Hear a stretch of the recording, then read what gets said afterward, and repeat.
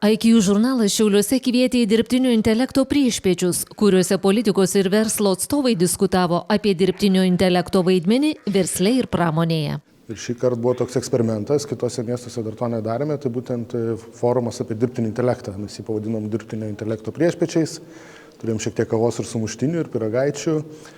Ir man atrodo, tikrai buvo labai įdomios diskusijos ir labai įdomus pranešimai. Ir tai, kad atėjo geras 100 žmonių, kas nėra mažai Šiauliuose, tai parodo, kad ši tema tikrai aktuali ir ko gero artimiausiais metais ir Lietuvoje, ir Šiauliuose daug kalbėsim apie dirbtinį intelektą. Forumą pradėjo Europos parlamento narys Petras Auštrevičius, kuris pristatė Europos parlamento kovo mėnesį priimtą dirbtinio intelekto teisės aktą. Jis nustato 4 rizikų grupės. Mums nėra tas pats, kai bus su žmogumu, ar, tarkime, dirbtinis intelektas bus naudojamas manipuliuojant, tarkime, informaciją, pavyzdžiui, per rinkimus, ar ne, pateikiant, sakykime, informaciją selektyviai, pagal kažkokius tai iš anksto sugalvotą modelį. Aukščiausiai rizikai priskiriamos, sakykime, dirbtinio intelekto veiklos aspektai yra tie, kurie neleidžia naudoti tam tikrose srityse. Antra rizikos grupė, tai yra susijęs su tais, kur reikia valdyti ir neleisti viskam atsitikti, ką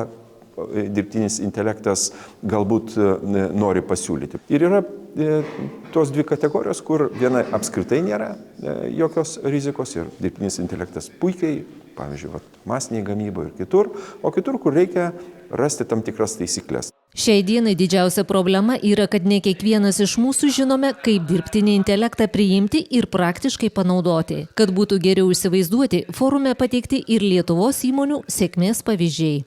Kur yra didžiausia problema šiandien, kad tikrai ne kiekvienas iš mūsų dar žinome, kaip jį paimti ir praktiškai panaudoti. O dirbtinis intelektas yra, jo didžiausia nauda yra būtent iš to praktinio panaudojimo ir kuo jis unikalus šiandien, kad kiekvienas iš mūsų gali imti ir naudoti šitos įrankius ir palengvinti savo kasdienybę, duomenų analizė, informacijos paieškai, galbūt kokio nors turinio kūrimai ir apskritai bet kokiai dažniausiai atsikartojančiai užduočiai atlikti.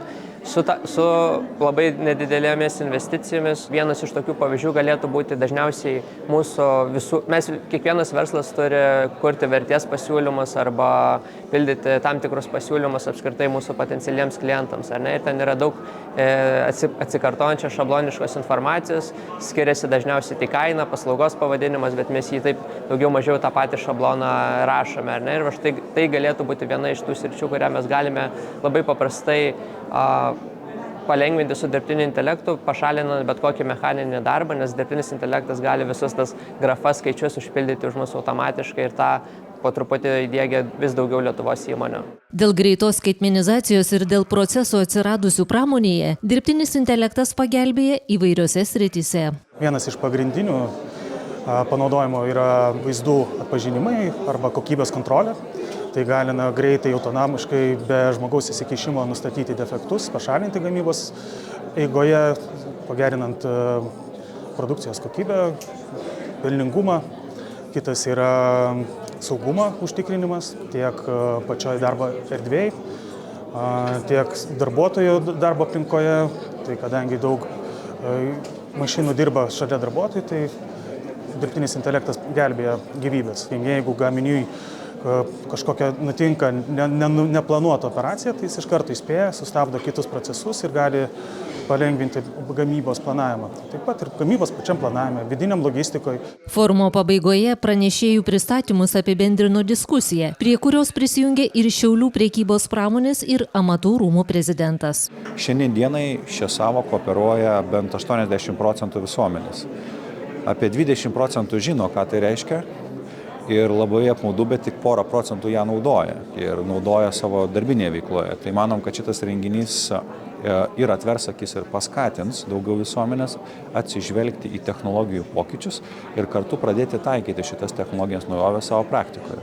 Be abejo, prie kiekvienos galimybės yra ir rizikų ir neteisingai vartojamas sąvokos arba interpretacijos gali taip pat sukelti ir tam tikrų padarinių. Sakyčiau, čia kaip ir su bet kuriais vaistais. Jie gali gydyti nuo tam tikros ligos, bet jų perdozavimas arba vartojimas neteisingai gali ir pakenkti.